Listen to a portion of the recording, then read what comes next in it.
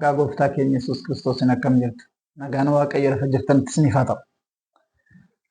Har'a sagalee Waaqayyoon isiniif qabadhee dhiyaadhee jira. Sagalee Waaqayyoon namni keessan hin beektu.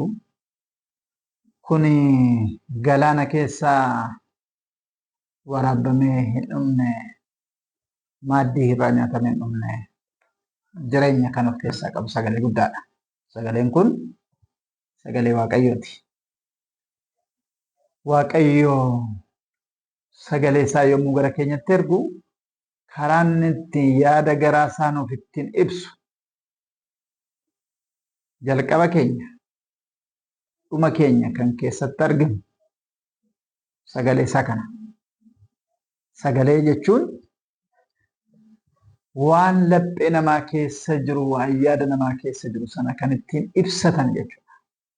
Waaqayyo sagalee kanaa gara keenyatti ulfina, jireenya, eebba hunda guuteetti nu erge. Sagaleen kun nu bira waggaa dheeraa tureera. Namoonni baay'een sagalee kanaan ni kaan dulloomaa, ni kaan kan ture, ni kaan kan humna hin qabne, inni kaan akka waa hojjechuu hin dandeenyetti lakkaa'uu danda'a. Humni sagalee kana keessa jiru hin xiqqaatu, hin guddatu, hin ammayyaa'u, hin moofa'u. Sagaleen kun xumuramaadha.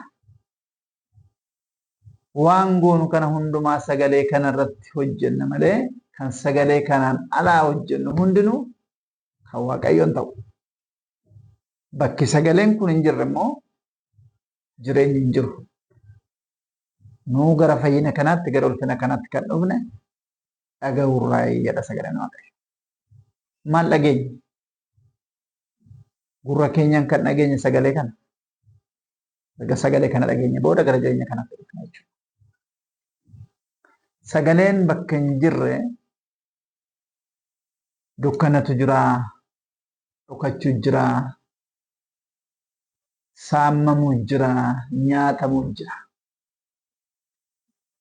Attuun sagalee dhokatti. Namni natsaannataan yookaan bilisummaadhaan hojii isaa hojjetu immoo sagalee isaa dhageessee hojjeta. Namni sagalee isaa dhoksu garuu rakkoo bilisummaa qaba jechuudha. Rakkoo jireenyaa qaba jechaadha. Kanaaf namoonni baay'een sagalee kana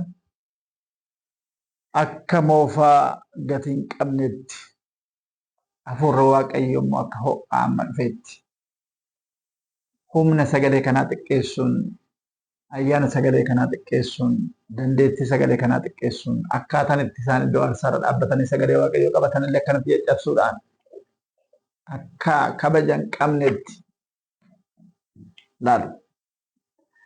Nuti sagalee Waaqayyoo kana barree teoloojii otoo hin baratin dura abbootiin keenya baadiyyaa keessatti sagalee Waaqayyoo kana barsiisaa turan. Maal akka jedhu otoo waan tokko hin dubbifanne sagalee kana qofa bitatanii warri mana isaanii keessa kaawwatan ni beekna. Baay'een isaanii xaafii isaanii keessa, gootaraa xaafii isaanii keessa ol kaa'u. Saamichi xaafii isaanii irratti akka hin gaggeeffamne beeku. Sagaleen kun akka dhoowwuu danda'u beeku. Baay'een isaanii argaa isaanii jala bulfatu bitatanii. Abjuun isaanii akka isaan hin rakkisne beeku. Seexanni qe'ee isaanii akka hin seenne beeku. Sagalee kana namarra dhukkubsataa irra kaanii dhukkubsataan baay'ee fayyada. Sagalee kana seexanni irra kaanii seexanni hiyyee ba'eera. Kanaaf humni isaa irra sanuma. Humni sagalee Waaqayyootti yoo deemnu, sagaleen Waaqayyoo kun humna akkamii qaba jennee yoo ilaalle, seera uumamaa boqonnaa 1:1 irratti Waaqayyo lafaaf samii kana uume. Maaliin? Sagalee isaatiin. Sagalee tokkoon samiin amma kana bal'atu, lafti amma kana bal'atu, samiin amma kana dheeratu uumameera. Egaa amma ammatti jabina isaa ilaala. Harca'insa, tarsa'insa homaa hin agarsiisu. Cubaa kan namni irra deemu kanatu dhodhooyinsa, volkaanoo, adda addaa argisiisaa jira. Inni sababiin lafti raafamuuf, lafti socho'uuf, lafti bakka bakkatti gogiinsa argisiisuuf, roobni humnaa kun roobee lafa kan balleessuuf, naalbaat sababii keenya fi ta'uu danda'a. Samiin garuu ammatti harca'iinsa homaa hin argisiifne. Maaltu sirratti bu'ee beeka sanirra? Addeen sirratti harca'e beeka? Ammatti guyyaa tokko malee guyyaan dukkanaa beeka? Yeroo isaatti eegetti ofii isaatiif hojjetamee jira. Kanaafuu sagaleen Waaqayyoo humna guddaa akka qabu kan ittiin beeknu lafa kanaaf samii kana uumee jedha. Ammatti lafti kun homaan ta'a. Faaruu Daawit 33 lakkoofsa 6-9 yoo ilaaltan immoo jabeessee dhaabee jedha.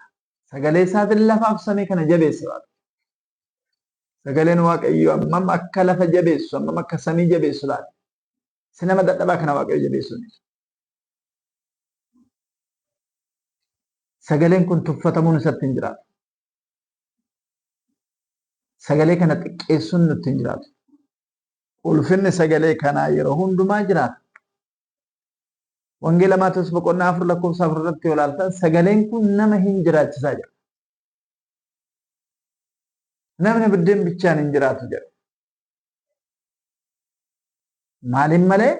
Sagalee Waaqayyootiin malee toora kee sagaleen Waaqayyoo hin jiru taanaan jireenyi ulfaachuu danda'a, jiruun ulfaachuu danda'a. Garuu sagaleen Waaqayyoo jireenya kee keessa jira taanaan si nyaachisaa, si obaasaa, si jiraachisaa. Rakkoon keenya kanarraa odoo hin taane kan boruuti. Boruu farra gidduu immoo Waaqayyootu jira. Waan irra nyaattee ittiin jiraattuuf boruuf hin yaadda'in. Sagalee Waaqayyoo waa'ee boruu maal jedhe? Boruu ofii isaatiifuu hin dhiphataa jedha. Warra dhiphata wajjin dhiphachuun nutti hin jiraatu. Kan nu jiraachisu nu wajjin jira jechuun barbaachisaadha. Kan nu jiraachisu nu wajjin jira jechuun baay'ee barbaachisaadha. Addaamii fi Hewaan seera uumamaa boqonnaa 3 lakkoofsa 10 irratti yoo ilaalle qulla taanaan si baqadhe sagalee miilla kee dhaggeen si baqadhe jedha. Gaafa namni daangaa Waaqayyo isaaf kaa'ee sanarra darbu qulla ta'a. Homaa dhaba. Kan itti hirkatu, kan itti boqotu, kan abdatu dhaba namni. Waaqayyo garuu Addaamiin akkas jedheen qullaa ta'uu kee maatti beekte? Eessaa dhageesse? Akkamitti argite? Gaafa daangaa Waaqayyo namaa kaa'ee sana keessaa ba'an iji baay'een namarratti banama. Dhabuu ofirratti argu, du'uu ofirratti argu, rakkachuu ofirratti argu, hiyyummaa ofirratti argu, boruu sodaachuu jalqabu. Lafa irra deeman kana yaadda'uu jalqabu. Hirriba dhabuu jalqabu.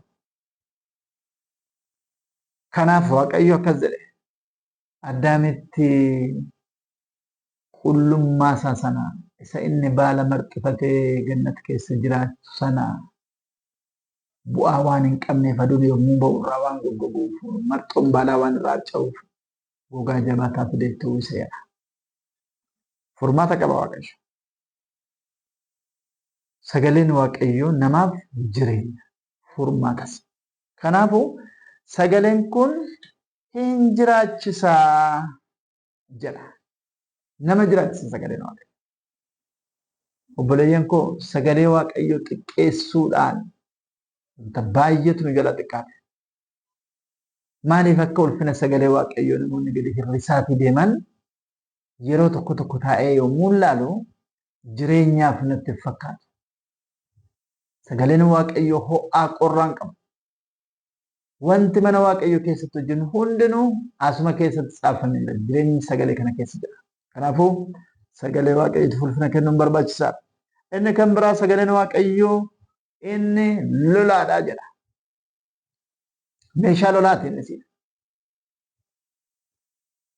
Meeshaa lolaa amma namni ittiin dhiiga wal dhangalaasu kan otoo hin taane ijaan kan arginu kana otoo hin taane kan laallee walitti dhukaafnu wal ajjeefnu kan otoo hin taane ijaan kan hin mul'anne hafuura hamaa kana kan ittiin lollu, kan ittiin cabsinu, kan ittiin injifannu meeshaa namni arguu hin dandeenyedha jedha. Kanaaf mitiree abbootiin keenya nurraa haa lolu jedhanii sagalee kana mana isaanii keessa bitatanii kan ka'an. Efesoon boqonnaa jala kurs 10-17 yoo dubbistan inni sagalee kana akka meeshaa waraanatti yoo uffatte immoo atta malee mo'amtu. Sagalee kana yoo hin hidhanne hafuura bichaan guutamne yoo deemne ho'a guurree isa ture kana nyaannu yoo ta'e hanniisaa tabbaa jireenyaa ittiin ba'an, hanniisaa bara rakkinaa ittiin darbantu nama dhibuu danda'a. Kun sagaleen kun biddeen jireenyaati. Warri kana nyaatan laayyeetti rakkinaaf hin jilbifatan. Kanaafuu sagaleen kun meeshaa waraanaati.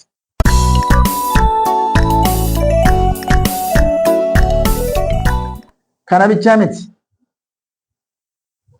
Namni yeroo baay'ee sagalee Waaqayyoo isa jireenya qabu kana,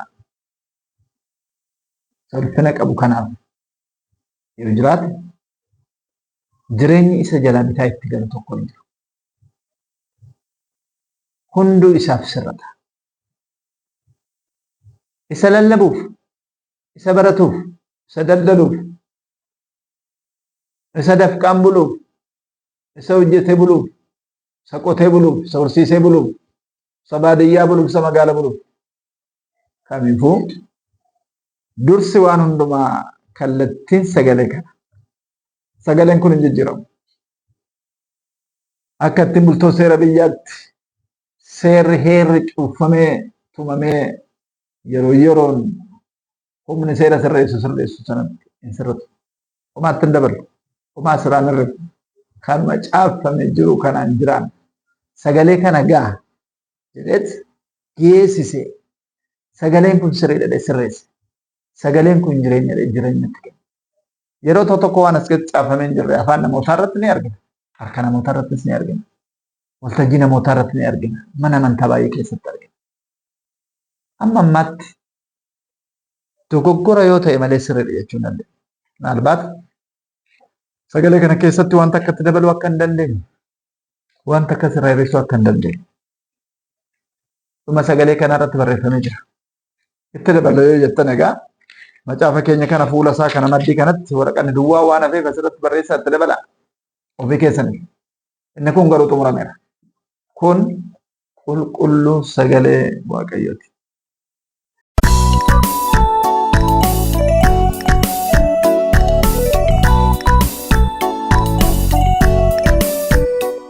Maqaan Waaqayyoo ulfaatu kadhannee xumurru. Bara hundumaa kan jirtu kan jiraachiftu gooftaa keenya maqaan kee Waaqaaf lafa irratti haa ulfaatu. Sagalee kee waan nutti dubbatteef ulfaadhu. Saba sagalee kana taa'ee dhaggeeffate hundaaf jireenya akka laattu gara sagalee kee gara isa ulfina dubbii keetti akka isaan deebiftu. Sagalee kee malee jireenya akka hin jirre akka isaan hubachiiftu. Namoonni baay'een sagalee kanarraa fagaatanii jiru. Araarri kee galgala kana yeroo kana isaaniif kenname sagalee kee sirriitti akka hubatan. Ani waan xiqqoon isaan barsiisee hafuurri kee immoo baay'isee akka isaan barsiisu bara isaanii hundumaa akka isaan geggeessu fedha kee haa ta'u. Kan hunda waan godhu ulfaadhu maqaa gooftaa keenya Yesuus Kiristoosiin.